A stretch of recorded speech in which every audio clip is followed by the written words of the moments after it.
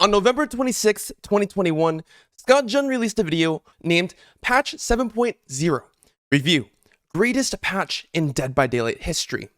A parody where Scott put all his best ideas about what he wanted from Dead by Daylight into a single developer patch. A video that left people heartbroken due to the realistic nature that Scott had put together a massive list of changes the community has been wanting for a long time, making everyone believe these changes are coming to the main game, but in reality, they weren't. Now fast forward today, we are on patch 6.7.1, edging ever so close to Scott's 7.0.0 predictions. And I thought, would this be a good time to see how accurate Scott really was? Did Behavior listen to his feedback? Hey guys, Scott here. Today we're going to go over patch 7.0, which is coming out, I think, in a month and a half.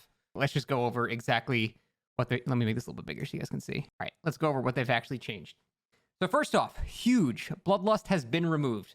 Bloodlust was a mechanic intended to help alleviate some earlier issues with the map design, but most of these problems have been addressed, so the mechanic has been rendered unnecessary. So Bloodlust in its current stages has not been removed, but there have been massive overhauls to problematic maps like RPD, Autohaven, and Macmillan. When it's come to visual design reworks, they've also adjusted a bit of the logic, which Scott mentions in his next note. Requesting for a while. The thing is, Bloodlust has been a necessary evil because a lot of maps are so badly designed that you need a basic handicap mechanic to allow you to, be able to down people at certain setups, like Haddonfield, for example. This was also back in the day when there was the old Haddonfield Infinite, where you could never catch survivors at Myra's house. They did a complete visual rework. They spread out all the buildings on the map, and it plays completely different from how it used to before. Whether this map is still good or not is a different story, but Behavior has since then completely reworked Haddonfield entirely. Completely designed the loop money system, and it was supposed to ensure extremely strong setups could not randomly spawn. Obviously, this was not the case, and we've addressed the value of random tiles in a more accurate manner. We've also implemented checks in place that prevent multiple strong tiles from chaining into each other, as the loop money system ensures the value is spread evenly across the map. That is very good.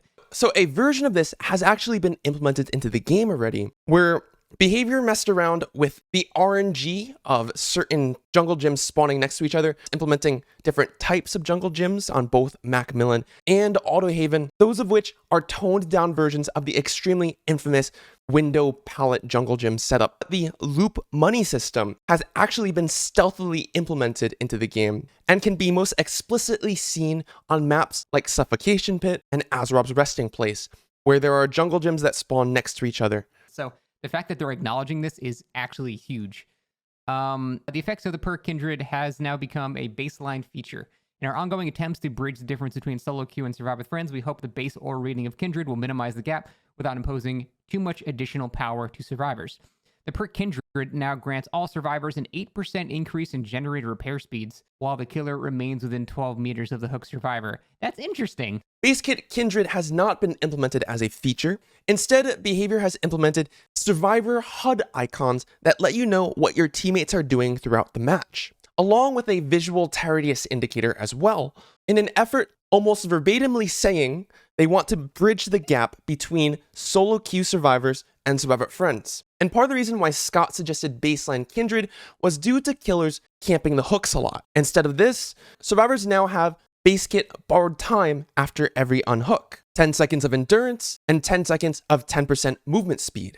So although not precisely the same effects as Scott's suggested Kindred, it essentially has a similar effect with baseline borrowed time, haste, survivor HUD icons, and a visual TRTS. That's actually pretty interesting. I kind of like that change. So it de-incentivizes camping because they'll do the gens even faster then. All hooks in the basement are now considered Scourge hooks. So this change was half added to the game, being that if you want the basement hooks to be Scourge hooks, you must use Monstrous Shrine. Without Monstrous Shrine, you won't get a Floods of Rage or Pain Resonance proc from hooking survivors within the basement. That's a pretty obvious one. I don't know why they didn't that to begin with. It's like the basement that's supposed to be like the worst place to be hooked, so I think by default they should be Scourge hooks, so that's a great change.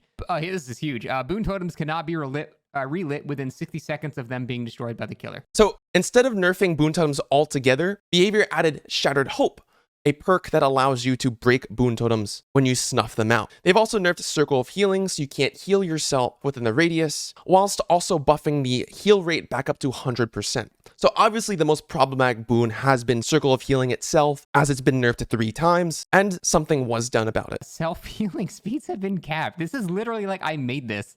You can no longer have more than 100% increased self-healing speed by any means. This means you can never heal yourself faster than 8 seconds under any circumstances. This new cap does not apply to the healing of others. So self-healing has been nerfed because you can't heal yourself with boons, and medkits all got zeroed out at 24 charges maximum per. Gel dressings got changed to an iridescent add-on, and the only way to heal yourself now is with a medkit or self-care. There is no hard cap, but there has been a soft nerf on self-healing so far. So I literally made a video exactly about this, as like this is one of the main problems. Like you shouldn't be able to self-care yourself in 4 seconds by stacking like, Circle of Healing and a green medkit. That's just silly. You should not be able to do that. So it seems like that is now the case.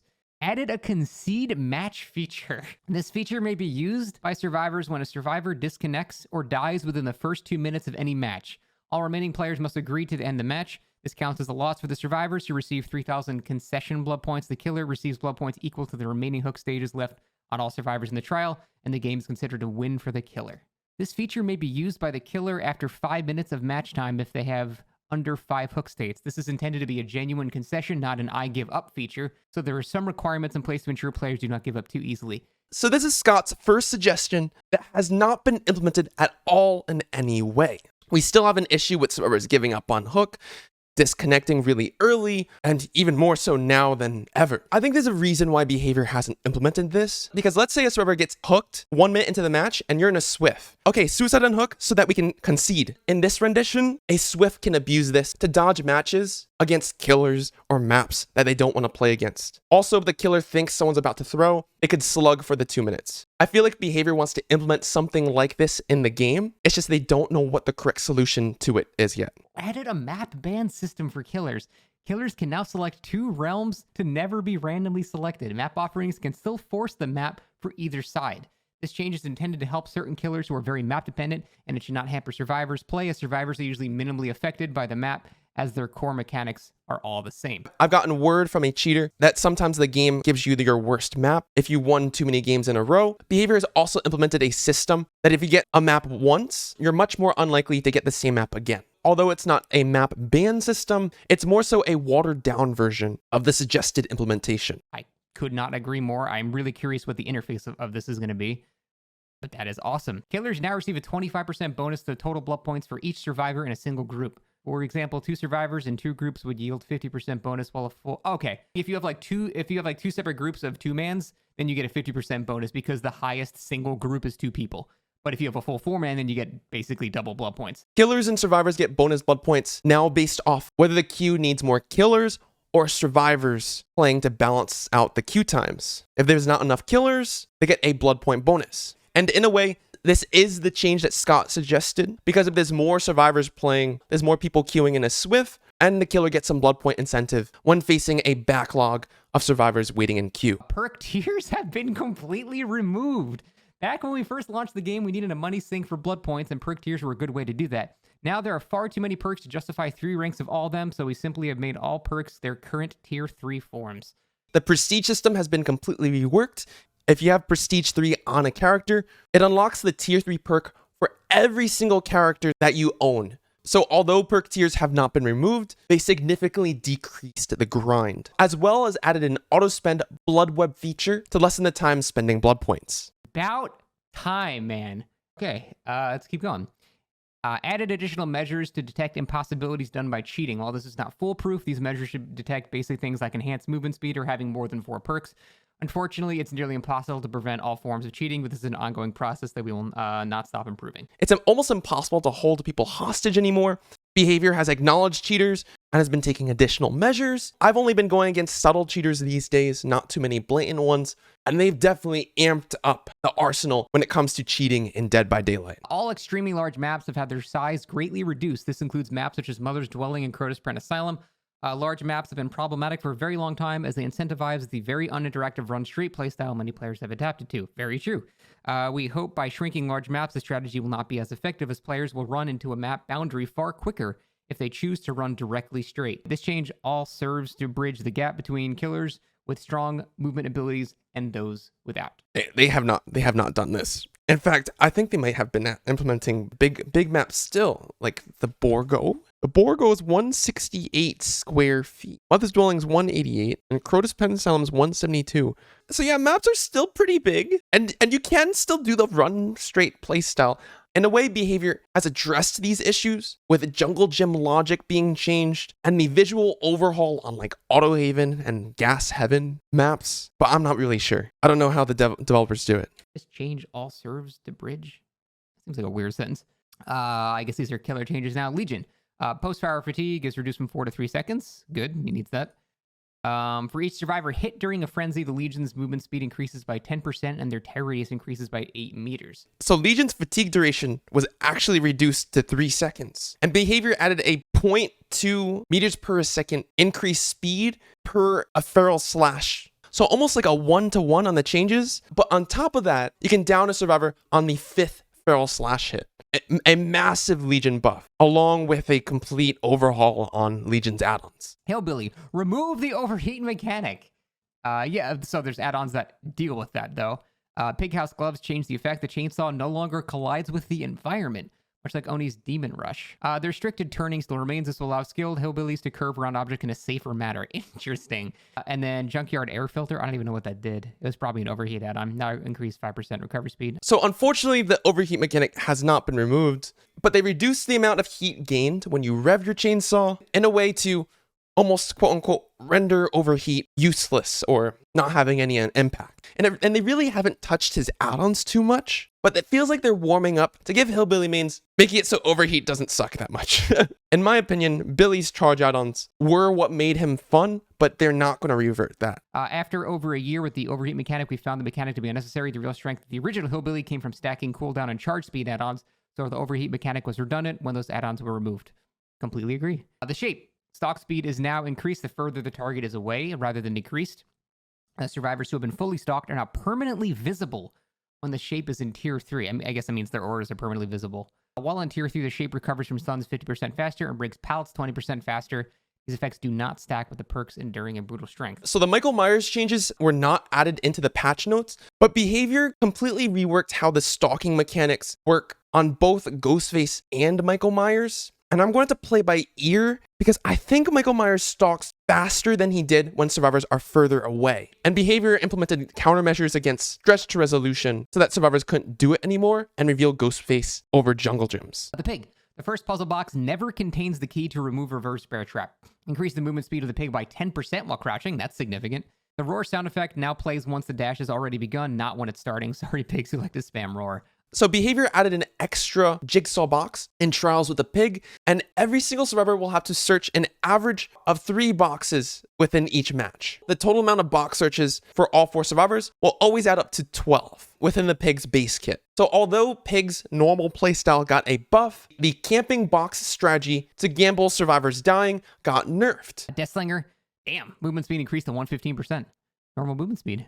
So Deathslinger actually got an aim down sights nerf. They've only increased his movement speed while aiming to 85%. And yeah, he hasn't seen that many changes ever since. After removing the Instascope feature that many had an issue with, we neglected to give Deathslinger any compensation. As such, he now moves at a normal killer movement speed. Ghostface improved reveal logic. So, as mentioned before, they redid the reveal logic for both Ghostface and Michael Myers. All players should be aware of is the reveal mechanic should now be more responsive for both sides.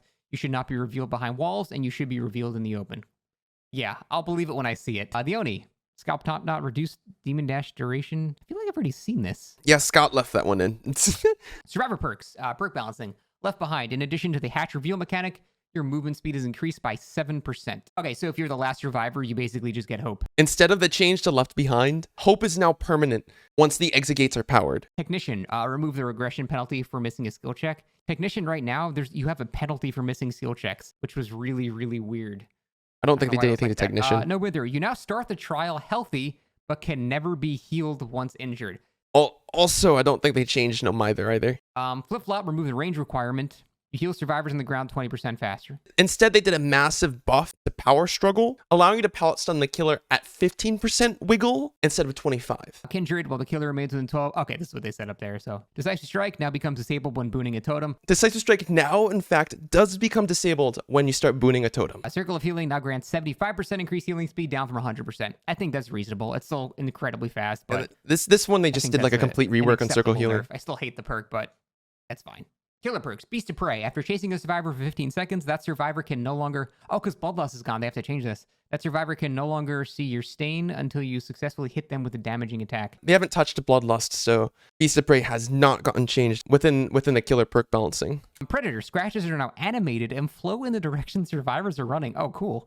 Additionally, scratches can now be seen through walls. That'll be good for indoor maps and tracking. Yeah, that'll actually be useful on indoor maps. That's quite interesting. It would help make Predator a little bit more useful. I'm surprised they didn't do this. Maybe it's a little difficult to implement animated scratch marks or something. Lightborn now no longer causes flashlight beams to not thin.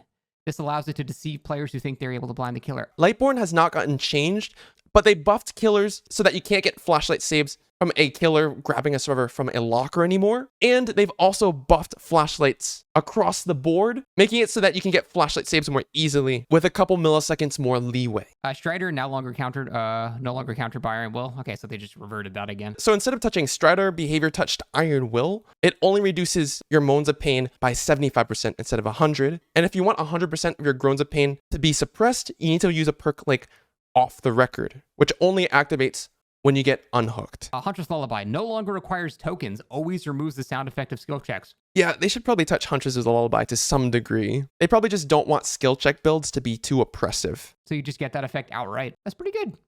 That actually is pretty good. Wait, bug fixes fix an issue that caused survivors to rarely make no sound while in dying state? Yeah, okay. Behavior actually said they wanted to even out the audio levels on survivors' grunts of pain so that, like, playing Ace doesn't make it so you have built-in Iron Will. Equalize it across the board, but that has not come yet. Okay, yeah, like when they get stuck on the wall, that's really good. Fix an issue where Scott couldn't wake up. Okay. So surprisingly, 90 to 100% of Scott's suggested changes have actually made it into the game itself. This on top of the 39 perk reworks.